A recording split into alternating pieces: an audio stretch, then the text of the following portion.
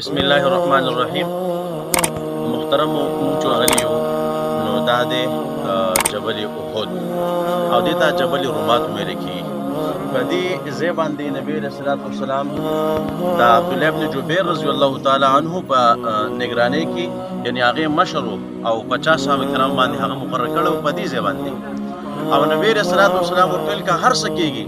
خو تاسو بعد د دې ځای نه راکوزيږي بل طرف ته هغه غر تاسو په ذکر واخلي.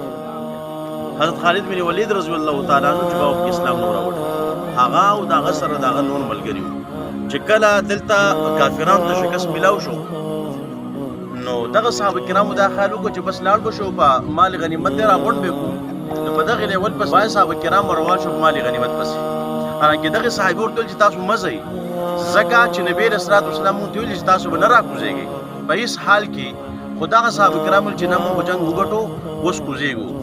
نو تقریبا 40 کسان خوشا دغه پوری کسان کوشول اخر کې دغه لس کسان خوشا پاتې شول نو بل طرف نه کافران کوشل چې بزا دیخو د دې زینا ګډ ورشو تقسیم شول هغه پیراله او هغه به حمله وکړه نو بیا دغه صحابه کرامو ته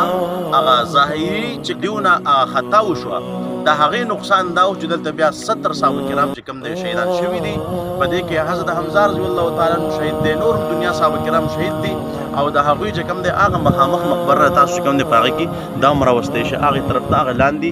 مقبره چې کوم دی دا بیا د حضرت حمزه رضی الله تعالی عنہ او د نور صحابه کرام چې کوم دی دغه هغه مقبره د بدی کې چې کوم دی دفن دي دا ما تاسو ته مختصر چې کوم دی د دې آغاز کې روکړه نور به کوم دی تاسو ته ان شاء الله سره پته وي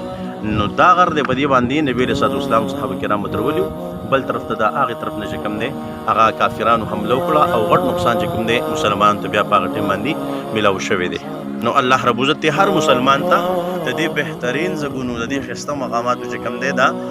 لیدلو توفیق ورکړي څنګه چې مونږ یو فقیر ګناګار خلک دلته رالو زموږ په شان د خلکو دا زولیدو نو ان شاء الله ډیر خلک به دا ځای وویني خدای الله پاک نه غواړي چې تاسو دا غځای وویني او په خپل باندې سترګو چې ویني دا غي بل شان د فن او مزوي نو الله رب عزت موږ ټول د نیک عمل توفیق راکړي وما علينا الا البلاغ.